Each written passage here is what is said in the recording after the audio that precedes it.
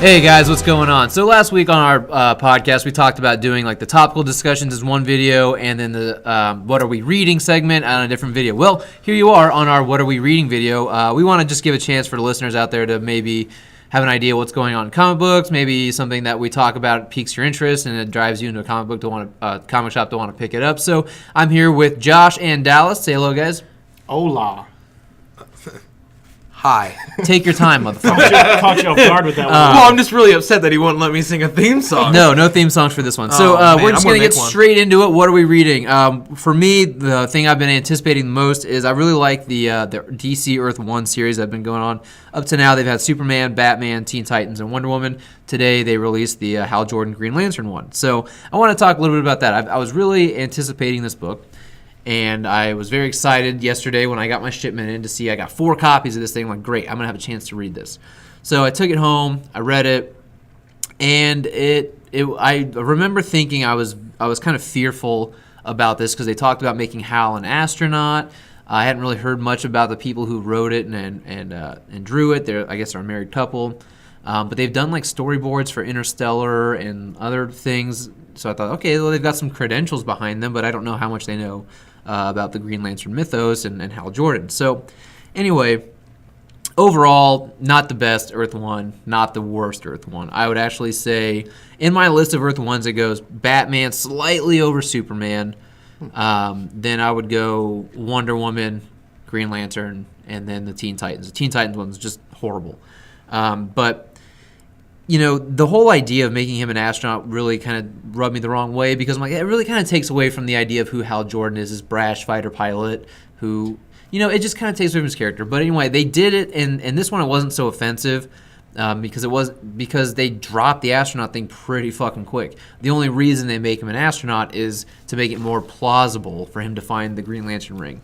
They of course the Earth ones are all known for kind of retconning and updating for the times the origin for these characters. So for Hal Jordan, he's an astronaut. He's out doing some kind of space expedition because apparently Earth has been corrupted by some asshole monarchs or whatever, you know, dictator, tyrant motherfuckers. Pretty funny that this happens after Trump's elected, but. What I was thinking the whole time. Right, yeah. So, anyways, he's out in space. He's like, I don't want to return to Earth and all this shit. And he finds this Green Lantern ring by happenstance. It just happens by accident, of course. Well, I mean, you could argue if it's accident or fate, right? But they never addressed it in this. But then they go and rewrite how Hal becomes a Lantern, how he meets the other Lanterns, what's going on with the Guardians, what's going on with the Green Lantern Corps in general. Like, it's all very fresh and it's a very new take on it. And I would have liked it a lot more if this book didn't go by so goddamn quick. I mean, everything just happens so quickly. There's no point where Hal kind of looks around and goes, wow, this is another planet I've never been to. This is another species of alien I've never met. And just like, holy shit, this is weird. It's just, he gets the ring. Whoa, this is crazy. Takes off. Then he's like out and he's like Robin Hood or something of space. And what I thought was kind of cool because it makes more logistic sense is that the Green Lantern, they guard this galaxy, not the entire universe, because if you really think about how big our galaxy is, it's fucking enormous. So I thought that was interesting. I don't want to give away too many details, but my biggest issue is with how fast everything happened and how nonchalant, how unfazed Hal Jordan seemed by all this new information. Because up until this point, he didn't know other species exist. He'd never been to other planets. He'd never interacted with them. And then he's just meeting these new people, these new aliens. He's going on these expeditions, finding out what's going on with the ring, getting a little bit more and more of the history of the Green Lantern Corps and how they came to be, you know, false stories and shit like that. But it's okay. The art's okay. It reminds me a little bit of Alex Maleev's art, which is nice, but it's not as, I don't know, it's not as punchy feeling as Alex Maleev's art, but it uses a lot of dark shadows and stuff, which you're in space, so why not? But if would I recommend this book? I would recommend it to a Green Lantern fan. I would not recommend it to a casual reader of DC. This is not something I think that would really grab their interest too much. I don't think there's enough time or attention spent into delving into who Hal Jordan is. How does he process this? How does he understand this? How does he decide to go about his things and why? It all just seems to happen. I mean, I read this hardcover back to cover in 30 minutes. Not a very long read. So I don't know if that makes you guys want to pick it up or at least has a little intrigue. Really I mean, depresses me. But you guys know me too. I'm also a Green Lantern fan. Right. Hal Yeah, Jordan yeah. is my favorite DC character, and Right. I have high expectations for Green Lantern material. This just didn't meet them, and I was already kind of worried and hesitant about making him an astronaut and all this shit anyway. Maybe I reread it again one day and go, maybe I missed a few things here and there, but to me, the other Earth 1 books I felt like I had to sit with for a little while and read and go, wow, this is a really cool way of reimagining. And I felt that way with Green Lantern. I was like, this is a really cool way to reimagine Hal Jordan's whole origin, but it just happened so goddamn quick. Yeah, so. like with Batman, it feels like it takes a while. It did. You got the new Alfred. You got to kind of see. You saw Batman like his first year of being Batman, the trial and the error he went through. That's the other thing too. Is like the pieces was still there with Batman. Yeah. It was different, but the pieces was still there. With this, it's like it's from what I'm understanding in your review, it's just Hal. Like, It is no well. I mean, Abensur, you there's no you. Okay, so you do see Abensur. He's already dead. Okay, oh man, He's been dead for a long time. Man. Yeah. Oh, man. So dying. there's the only spoiler I'll give you. When he comes across Abensur, this guy's been dead for like 100 years. fuck. Oh. Yeah. So he never gets to actually have an interaction with Abensur. The Manhunters, the things that the Guardians created, are the enemy here. You meet Kilowog, you meet Arigia. You don't meet Sinestro by name, but if you know who Sinestro is, you can tell who he is in the panels and stuff. But it's just not great. There's no Jon Stewart, no Kyle Rayner, no Guy Gardner, nothing like that. So the sequel, though, I will say the sequel to this, if they ever do make it, is very promising. I'd say the way they leave this book off goes, okay, that has me very intrigued. But I just really like Batman Earth 1. I love Batman and Superman Earth 1 both. Yeah. Your review doesn't shy me away from it, but I wasn't excited about it anyways coming out. But Yeah. I didn't know anything about this. And you told me an astronaut, I'm like, okay, that kind of makes sense. But the thing is, like, it never comes into play later. It never goes, Yeah. oh, that's where his astronaut Yeah. skills come into play. It's just like, no, we made him an astronaut. It just makes more sense for him to find this ring that way. The way I judge a book is if I'm flipping through it so quick because the story's so good, and then I have to go back to appreciate the art because of the story, then it sold me. It's a perfect read. I'm going through like, holy shit, this story's keeping me captivated and interested, and I'm not fully appreciating the art, but you're saying you're flipping through it because it was so short-lived. Everything was just done and over with. There's just no stewing with any moments. It's just one thing after the other. That kind of kills it for me then. Yeah, that's Hearing my that biggest part. detriment See, to the book. To me, the one thing that makes me really enjoy the Earth 1 books is the fact that you, like with Batman, it feels like it takes a while. You feel like you're actually living through this like struggle of him trying to do this. And this, it doesn't really sound like that. It sounds like it's like, oh, I got the ring. Look at me. Woo! Yeah, with Hal Jordan, you go from what the hell is this ring to I am so fucking powerful with this ring. See, I don't like I that. would Very almost quickly. think a struggle with him would make more sense than Batman. This is some alien tech you have no idea. You have never seen. And the other little spoiler I'll give you is that his ring's abilities and powers are very powered down until he does one thing. But he's still very capable with this ring up until then. Nobody taught him how to use it. He's just, I mean, okay, one last spoiler. He teaches Kilowog more about this ring than Kilowog teaches him.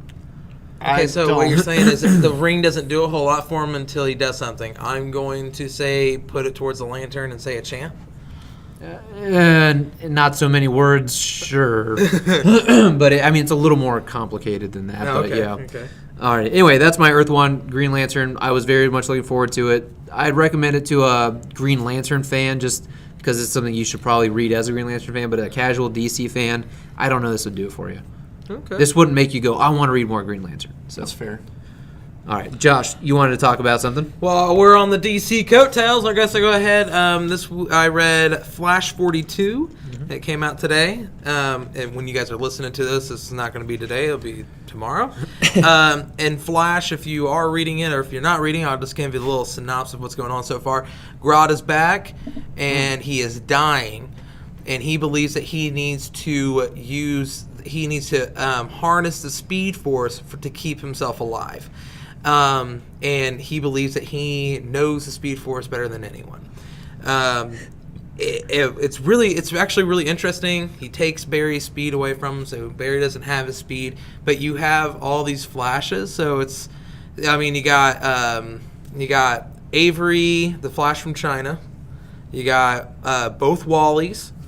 And you also have Mina. You have Godspeed's back now, too. Jesus, okay. Yeah. Wow. So this book is just pretty much like, how many speedsters can we fit in one book? So do you feel like the TV show? Exactly. Do you feel like they're building up to the Flash War that started in the annual, though? Does that seem to be where they're going with it? I think that's where they're going with it. Okay. Because the one thing with this series, if you guys heard me talk about it before, I usually mention about how this book is, it has its downs, and when it's down, it's down, and when it has its ups, it is up.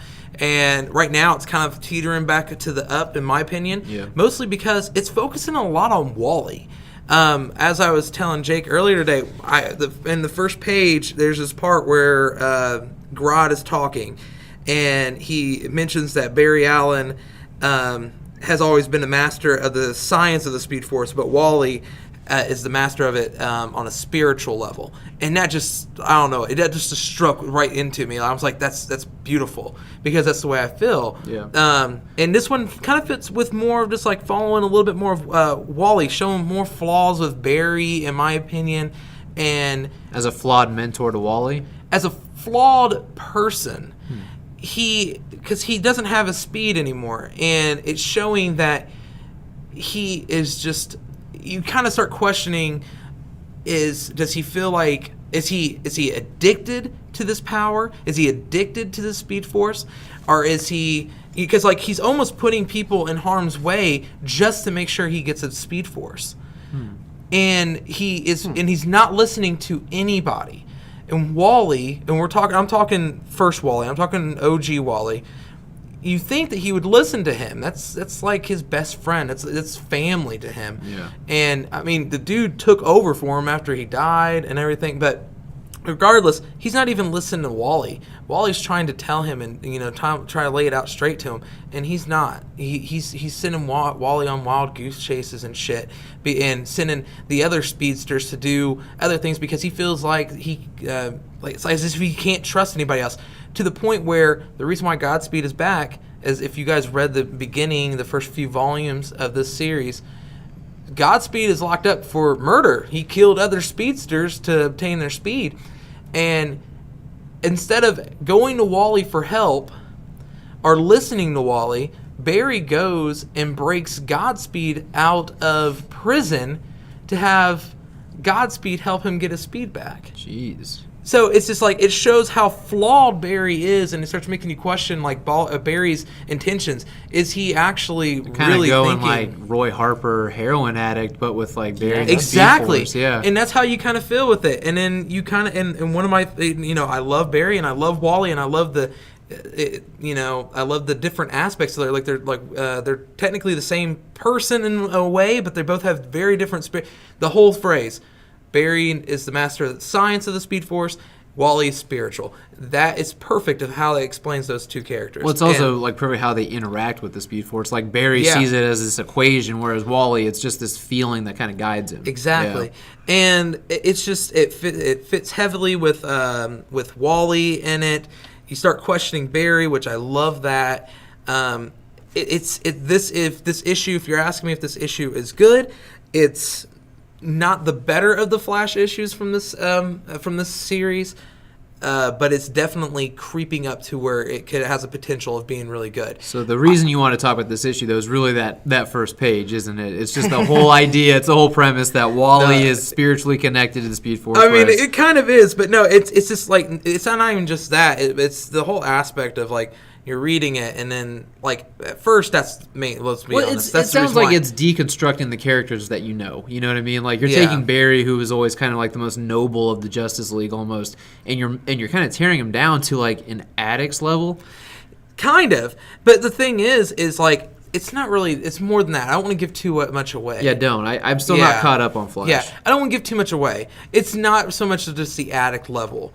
It's just because it's also the idea that he feels like he is the only one that can do this. But it sounds that way, because if you think about like an addict, you think about some of the things that they go through. Like they'll rob their mother, sell it for like their next fix, and stuff. Like him breaking Godspeed out. He breaks Godspeed, a murderer out. Yeah, yes. like you're doing something wrong, but you're just like, you need this so bad. Whatever you do justifies. And that's the way it comes out. But at the same time, you don't know. Like, you're trying to sit here. you're questioning. You go, is it that he is so addicted to this power that he would do something stupid, or is it that he is so defensive and confident and defensive of having other people go out doing what he feels like, I'm putting air quotes up, doing what he feels is his job to fix. Because he feels he's the master of the Speed Force. Because he feels like he's yeah, a little bit. It does sound a little Dr. Doomish. I like it's just interesting, and I'm really interested in seeing where we're going with it. Because I don't know. Flash 42. All right. Flash 42. As someone who's behind on Flash right now, I've read the first 2 trades, and then I read the 2 button issues. Yeah, I'm behind. Issues. Some of that was really, like you said, down for me. Some of it was really up for me. Yeah, it really. The first trade was the very pendulum up for swings me. a lot in Flash. Yes, it does. And I don't know if that's a good or a bad thing for a series to swing back and forth so you can appreciate the highs. But when you first said Grodd wanting the Speed Force, I was like, okay, you've got me hooked. This is awesome. Yeah. And then you started bringing up Barry Allen being torn down. I was like, I hate that idea. But then you started to dive into it, and I was like, anytime you can deconstruct a hero in a respectful way and make me think about it, which then will segue into what I've been reading, anytime you can deconstruct a hero and appreciate them, how is that not a good issue? Yeah. And actually, it's a good segue. Tell the folks at home what you just got done reading. I've actually been going a little back, so they've been reading some new. Yeah. I've been going a little 20 back. years before your birth, son. I know. They have phone booths in this issue. Phone booths. So Jake and I had been talking about some Netflix shows with Jessica Jones coming out. We've been talking about Daredevil and our favorite versions of Daredevil, the way he looks.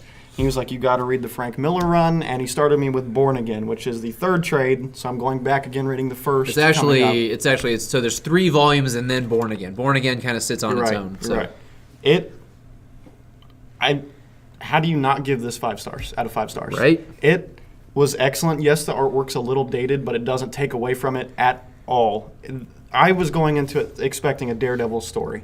I was like, man, I want to get into Daredevil. Jake was like, I got the issue for you. Go with this. And I'm like, okay. I went home. I read it that night. I've got a stack of Batman. I've got a stack of Metal. I've got Batman Beyond to get through. And I put this first. So I was like, okay, I'm really looking to get back into Marvel Comics, so I'm going to go with this. Started it off, the first, I want to say 4th of it, you don't really ever see Daredevil. But I wasn't disappointed. I'm reading it. Since it's older, I'll spoil stuff. Yeah, I mean, you might as well. I mean, this thing came out in like 86. Go ahead. Kingpin finds out through a message, goes from Karen Page onto some low-level crime drug guy, goes up the chain. No. Oh. Turk's been a mainstay in Daredevil for a while. I haven't read this in probably about 4 years. So. It might have been Turk, but I don't think they gave him a name specifically at the beginning. Okay. But it goes through the chain of command, it gets up to Kingpin, and he has everyone that knows killed off, that knows his name, that Daredevil is Matt Murdock. He's the only one that knows. He doesn't want to go out and publicize Matt Murdock as Daredevil. He wants to tear him down at his humanistic level core, ruin everything, destroy everything about Matt Murdock, to destroy the man behind the suit, give the man without fear fear. And it does an excellent job. And at points, I started to question the hero, because once he gets destroyed, he just seems to give up. Yeah. And I was like, this is terrible. I'm rooting for this hero, and it just keeps going, and he's dragging. And whenever you can introduce a villain that doesn't beat the crap out of you, because any hero and villain can go toe-to-toe over and over, over and over. We've seen it every anti-hero, hero, villain, classic fight. They always go toe-to-toe. This was literally a battle of wits and tearing you down to your human level. And Kingpin kind of serves as like the Lex Luthor. He really does. He was extremely smart, and they show his strength a little bit, which we all know Kingpin has. I mean, there are like scenes in there where he's working out in the gym, right? Yeah, right. There's a few of those, and there's like a one punch-out brawl early on, and it's just like Matt Murdock gets frustrated with him, goes straight to where Kingpin's located. He knows where he's at, goes to him, throws a couple punches, Kingpin knocks him straight out, one hit, done. And that's really all the strength you see. It's literally a battle of wits destroying someone to their core. And Daredevil works back through this, and he comes back. They introduce Nuke. That was an interesting little, it was a nice little interesting to throw you off Kingpin a little bit. People forget how long he's actually been in the comic books. Yeah, he's Nuke. Yeah, he's been in there for a while. He's a character I don't necessarily would say is underrated. It just depends on who's writing him. Yeah. This was excellent. It was short-lived. I didn't need the character depth with Nuke. He's a surface-level villain to me, and it works when he's that way. Right. He was Kingpin manipulates him. Hey, the enemy's on our soil. His name's Matt Murdock. Come destroy him. That was it. That's all I needed. He comes to town, and Matt Murdock's like, I got to do something about this. He gets a suit, which you can read to find out how. That's another subplot in the story. And he finally beats him just to have the Avengers show up and go, that's an American terrorist, we're apprehending him, you have no say in this.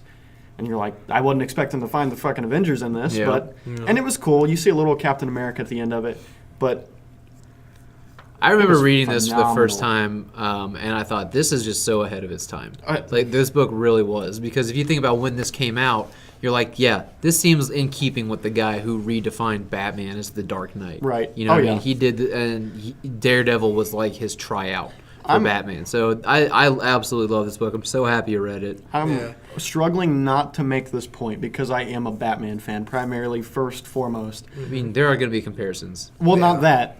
I would almost, and it may be because it's fresh for me, just put it a hair ahead of that. Wow. Really? I really liked this, but I haven't read the whole thing yet. Okay. So I just this specific one I really enjoy. I'm going back to read it, and if the rest follow suit, it's up there. Let me tell you, man, if you like the Daredevil Netflix series, especially season 1, I ordered Daredevil by Frank Miller, Man Without Fear. It's the 4-issue origin that he did after he did his whole run on Daredevil. I think you'll love it. I got 2 things to add in there. First one that goes to Jake. Is this how you felt when I was talking about new Avengers? Yeah. I'm just like sitting here and like, oh my god, I'm so happy for you. He tried you. to sell me on New Avengers not long ago. I was like, let me get through this. Let me do this. No. And the second thing is, my dad. I grew up with comic books. My dad and all his brothers, they love comic books. My dad loved comic books. I was raised on it. My dad, one of his favorite characters growing up was Daredevil. He used to collect it and everything, and that was one of his favorite characters. I never understood why. And then one day, I read Born Again. I read Frank Miller's Born Again, and then I was like, I understand now. So, like, hearing you talk about this, I'm like, oh my god, I remember when I had these feelings, like, this is so good. I've never not been a Daredevil fan, but he's never been one I've gone. My big 2 have always been DC Batman, and it's always been Spider-Man Marvel, which unfortunately is the popular opinion amongst general people. But Spider-Man, that's basically, my dad was a comic fan, but he was very particular in what he chose, and it was Batman and Venom and Spider-Man, and I just honed on to Spider-Man growing up, like every kid does growing up. They're like, man, I relate to this Peter Parker nerdy kid. And you just relate to it. And Daredevil's always been there, and I've read it. He's been in Spider-Man issues. I've seen him. I've never hated him. And it was the Netflix show that really pushed me towards him. And we were discussing, like I said, the looks of Daredevil, and we were talking about the cowl. How I don't like the nose piece on the cowl. He was like, if you're going to print one, you 3D print. If you're going to 3D print one, take off the nose. And I was like, I can't. I love the cowl. And he's like, no. He showed me a look, and I was like, we were talking about it. I was like, I could get into Daredevil. And he's like, I gotcha. He's like, come back to the back. Let's look at these trades. Read this one or this one. And I was like, we'll go with this one for right now. It's a good one, man. It was Finished it. Excellent. Thank you, sir. Excellent pick. Well, I'm very happy.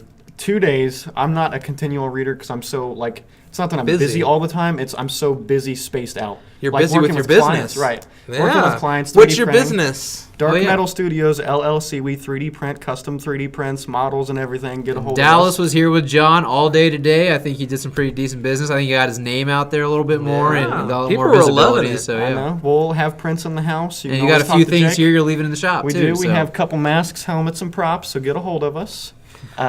But we were talking about 3D prints, and that's actually what got onto it. Yep. And me working with clientele, it's kind of spaced out. Me going to college, you have classes here, and then you have classes here, and then you're spaced out. So I can't sit and usually stream through stuff. I have to pick and choose what I'm reading. That's why I've got like 30 Batman back issues from Rebirth that I haven't got to yet. And been there. So I think every collector's been there. This was nice because I took it to the office with me. And I was like, okay, I'm setting up a print. Got through an issue of it, and I was like, okay, bookmark. Do what I'm doing. Another issue, get through. I got through it in 2 days. And I literally came back. I finished it last night, came here today, and I was like, okay, what else you got for me? Give me something else. And he gave me the first volume of Frank Miller's run on Daredevil. Miller and Jansen. And I'm extremely excited to read it. I don't think it picks up really well until volume 2, but you need that information going forward. It helps, so. But I'm hooked. I'm excited. Looking forward to getting back into Daredevil and Marvel. See, this is what I hate running the shop. Like, I get people in here, and I try and turn them on to Daredevil because he's one of my top 5 favorite superheroes of all time. Well, I did not know that. Yeah, and You would not believe how many people have come to Daredevil. Dude, he's so stupid. What a stupid character. See, and I'm just like, man, if you read Born Again, if you read Bendis' Daredevil, Mark Waid's Daredevil, like, this guy has never had a bad run in his life. Quesada is a good Daredevil. Did a good. Well, with Kevin Smith. Yeah, Kevin Smith. They did a good one. And I'm like, honestly, Daredevil is probably one of the most consistently good books Marvel's ever had. I can't really think of any bad runs. I can think of maybe not so stellar arcs, but Daredevil is just great. See, and that's when I was younger. It was mostly just arcs that I had, and it was just pretty much like I was like, oh, okay, this guy's kind of. The advent of the trade paperback is really. And then I was like, beneficial. I was sold. I mean, like, I wouldn't say top 5. He's one of my top 5. I think about it. He actually probably would be one of my top 5 Marvels. Like, when I'm breaking it down, he would probably be one of my top 5s. I'm going to see how this goes, but after this run, he's up there. I wouldn't say top 5 for me. Close. I'm going to tell you this, man. You'll end up finishing the Miller run, and that's great. Bendis. Bendis, to me, is next. The best Daredevil run. I'm a Bendis fanboy. Yeah. I think what I'm doing, I'm getting through Miller, and then going to have you go get Bendis, and then we'll go through it. Yeah, okay. Do you already have some Bendis?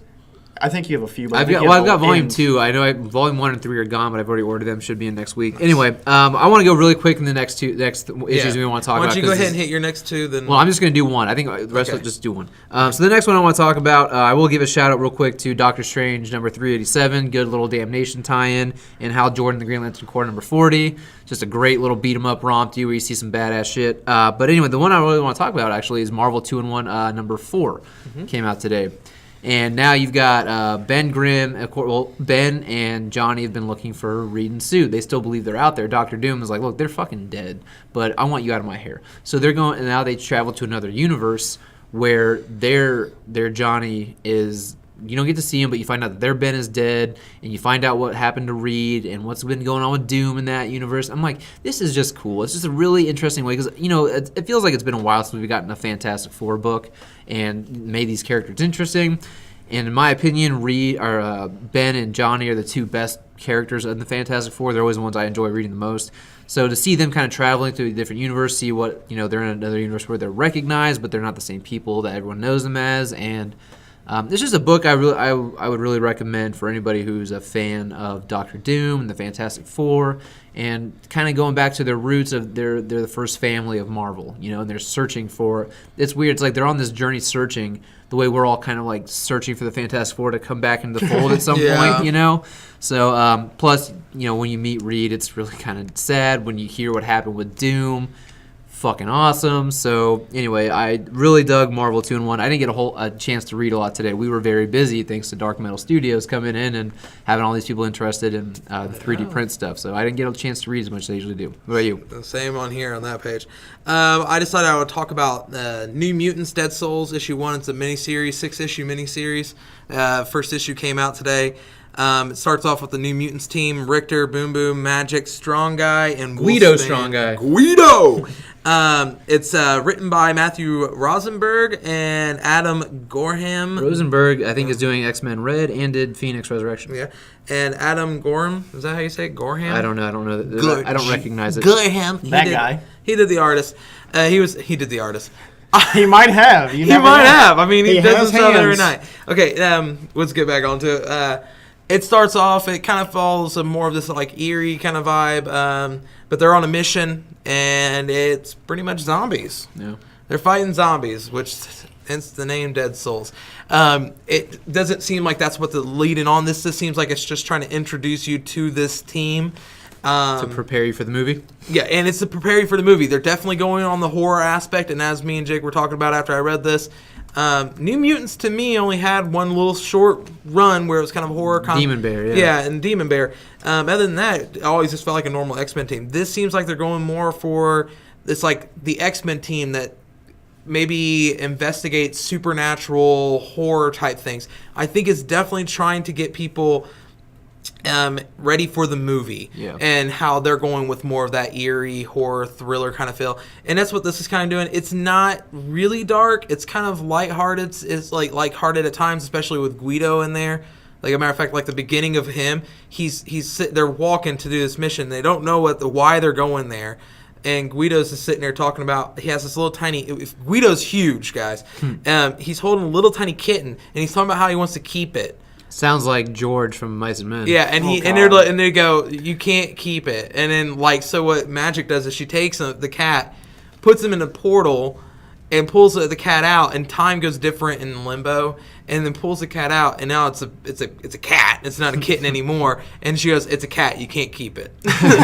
So it has these funny moments, these little lighthearted moments, but it seems like it's kind of like the X-Men Scooby-Doo gang. I think honestly the thing that sticks out to me the most is just the fucking cover and how much it looks like the New Mutants still that they put out. Yeah. So my personal opinion on this book, it's not a bad read. It's not my favorite read that I've read anytime recently. But it has potential. Maybe? It has potential where it possibly could get a little bit better. I think this is a great little read if you're someone who's interested, never read anything of the New Mutants, and you're kind of interested to kind of find out more before the movies come out. I think this is a good little run. I think they're taking that little aspect of the thriller stuff because, as I said, Demon Bear is the only run that I can think of that had that kind of horror aspect, and it's probably the only run that I actually really enjoyed of New Mutants. The rest of it, I never got into. So I think taking that and kind of twisting that a little bit, give you an X-Men team that does deal with more of the supernatural horror type feel. I think that makes it kind of interesting, and it takes it to a different route than the rest of the X-Men titles, which there's a shit ton going on right now. There are. All right, Dallas, anything else you wanted to talk about before we head out? Talk about two things I'm excited to read, and then a quick wrap-up on something I have been reading. Going back to trying to get back into Marvel, I've just picked up the Legacy run of Moon Knight up to the current issue. Mm-hmm. Excited to get through those. The other one I picked up was the current run of The Punisher, where he becomes the War Machine. Yeah. I'm excited to see that. The only reason I got it is because I was like, that's a matchup that makes sense. Yeah, you're getting the darker character. You're really, if you think about it, he's getting the Marvel Knights stuff. Yeah, Moon Knight, he really Punisher, is. Daredevil. Basically. So yeah, and he that's really actually is. going to that. You had me interested when we were talking about it earlier today. The New Mutants, with it being horror based, it's pulling me into it. I've never been a huge X-Men fan. I don't dislike them. They're that kind of neutral team to me. And hearing that, if it continues with a horror pace, I may end up getting it. Yeah. I mean, it's only a 6-issue series. It's only 6 issues. I might. Now, the whole zombie thing that I was talking about, it's definitely not. That's not going to be the main story. That's just this book is just introducing you to these characters. But it seems like that's what they're leading towards. The one that I've been reading, now going to DC, is Doomsday Clock, which most people have been reading as DC fans. We've been waiting for it for... How long is it? Watchmen fan for... Well, since Rebirth started back in 2016. Right? Yeah. And we've been waiting for this. And honestly, I gotta say, I'm not happy. I'm more disappointed than happy. Well, you're a quarter of the way through it, and it's not the most impressive thing, right? There's certain scenes with it, like the Batman-Rorschach interaction. I like this scene, the way they're drawn, the dialogue between them, the new Rorschach, not the old Rorschach. Yeah, the new Rorschach. I like this, but issue 4 comes out the 27th, 28th. I don't know. It's been sporadic anymore. Oh, yeah. You're at issue 3 and you're still setting up all this introduction. You had the setup and the mystery through all of Rebirth. You had it with the button. You had the teases. Easily they could have accomplished more by issue 3. Not only that, but you got weird TV things that are happening that you don't need it. Why? Yeah, it's this is taking up space and has nothing to do with the movie. You're just trying to be quote unquote artistic with it or something. And you're trying to give a call back to the Watchmen with the media. And I get it. I do, but speed it up. Yeah. I'm neutral with it. I'm just kind of I'm going to keep buying them because you're just hoping there's a big payoff. Exactly. Yeah. I'm waiting for the payoff, and if there isn't a payoff, I'm going to be pissed. What is up with that, though? DC has been killing it for the past year or two now, and both their big events have been this exact same pace. Like Doomsday Clock and Metal, it just seems like it's taking forever. Yeah. And that blows my mind because I read some of Green Arrow. I read some of Flash. I read some of Batman Beyond, and I haven't complained about any of them. Yeah, the solo series are doing great. They're all solid solid books. I haven't read up through the Metal. I've got the first prequel issue done. Mm-hmm. I was like, okay, I'm interested. The Casting or the Forge, one or two? The Forge, I think, is the first one. Okay. It has, or is one of the two. Remember. It has my interest. I'm like, okay, I haven't been told anything yet, but I'm interested to find out. And from what I've heard, there's not a whole lot of payoff because questions aren't answered. No. And that's where we're at with the Doomsday Clock. It's the exact same way. But we're 95% of the way through Metal, and there's still just what the fuck's going on. Yeah, I know. The Doomsday Clock, you had the teasings with the Rebirth trade. Then you had the teasings with the button. The button, the first 2 issues I thought were really good.